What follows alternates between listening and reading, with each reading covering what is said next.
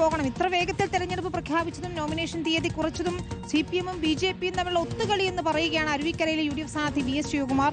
UDF സർക്കാർ അധികാരത്തിൽ വരാതിരിക്കാൻ ഇരു കൂട്ടരും ശ്രമിക്കുകയാണ്. ഇക്കുറി പരമ്പരാഗത മണ്ഡലമായ അരുവിക്കര LDF-ൽ നിന്ന് പിടിച്ചെടുക്കുമെന്ന് കൂടിയാണ് ശിവകുമാർ റിപ്പോർട്ടറിനോട് പറഞ്ഞത്. അരുവിക്കരയിൽ ഒരു മാറ്റം ഇത്തവണ ഉണ്ടാകുമോ? തീർച്ചയായിട്ടും ഉണ്ടാകും.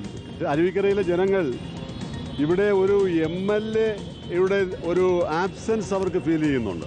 LDF ഗവൺമെന്റ് പുറത്തു പോകണമെന്ന് സാധാരണക്കാരായിട്ടുള്ള ആളുകൾ മുഴുവൻ ആഗ്രഹിക്കുകയാണ്. 23-ാം തീയതിയാണ് അവസാനം ഈ നോമിനേഷൻ സമർപ്പിക്കാനുള്ള തീയതി. 20-ാം തീയതി ആകുമ്പോൾ പോലും ഒരു അന്തിമ രൂപത്തിലേക്ക് എത്തുന്നില്ല എന്ന് പറയുമ്പോൾ അത് ശരിയല്ല. കാരണം തിരഞ്ഞെടുപ്പ് പ്രഖ്യാപിച്ച് വളരെ പെട്ടെന്നാണ്. ഇപ്പോൾ നോമിനേഷൻ കൊടുക്കേണ്ട ഡേറ്റിനകത്ത് തന്നെ 3 ഹോളിഡേയ്സ് ഉണ്ട്. ഇങ്ങനെ ഏതെങ്കിലും ഒരു കാലത്തുണ്ടായിട്ടുണ്ടോ? അപ്പോൾ അധികാരം വെച്ചുകൊണ്ട് തിരഞ്ഞെടുപ്പ് കമ്മീഷൻ തന്നെ ഇത്തരത്തിൽ കോൺഗ്രസിനെയും UDF-നെയും ഒക്കെ അവരുടെ ഗവൺമെന്റൊക്കെ വരാതിരിക്കുന്നതിലേക്ക് വേണ്ടിയുള്ള ഒത്തുകളിയാണ്. ജനങ്ങളെ വെല്ലുവിളിക്കുകയാണ്, ജനാധിപത്യ സംവിധാനത്തെ വെല്ലുവിളിക്കുകയാണ്. UDF എന്തായിരിക്കും പ്രധാന പ്രചരണമായുന്നത് തന്നെയാണ് പ്രധാനമായും ചർച്ചയാകുന്നത്. കാരണം ഈ നാട്ടിൽ ജനങ്ങൾ ചർച്ച ചെയ്യും ഉമ്മൻചാണ്ടി ഗവൺമെന്റ് കാലത്ത് നടന്ന വികസന പ്രവർത്തനങ്ങൾ. അത് കഴിഞ്ഞ് 10 വർഷമായി എന്ത് വികസനമാണ് ഞങ്ങളുടെ കാലത്ത് ഞങ്ങൾ ചെയ്തതുപോലെ ഉള്ള പ്രവർത്തനങ്ങൾ. ഞാൻ ആരോഗ്യമന്ത്രിയായിരുന്നപ്പോൾ 10 മെഡിക്കൽ കോളേജുകളാണ് തിരുവനന്തപുരത്ത് കേരളത്തിൽ പുതുതായി തുടങ്ങിയത്.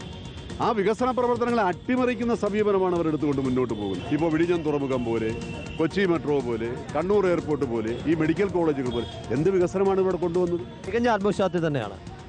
തീർച്ചയായും സുനിശ്ചിതമാണ് വിജയം. അപ്പോൾ അത്തരത്തിൽ ഇത്തവണ അരുവിക്കര CPM-ൽ നിന്നും LDF-ൽ നിന്നും പിടിച്ചെടുക്കും എന്ന് തന്നെയാണ് VS ശിവകുമാർ പ്രതീക്ഷയോടുകൂടി പങ്കുവെക്കുന്നത്. വീഡിയോ ജേർണലിസ്റ്റ് വിഷ്ണുപ്രസാദിനൊപ്പം reporter Gopal Sheelasanan, in reporter, Thiruvananthapuram.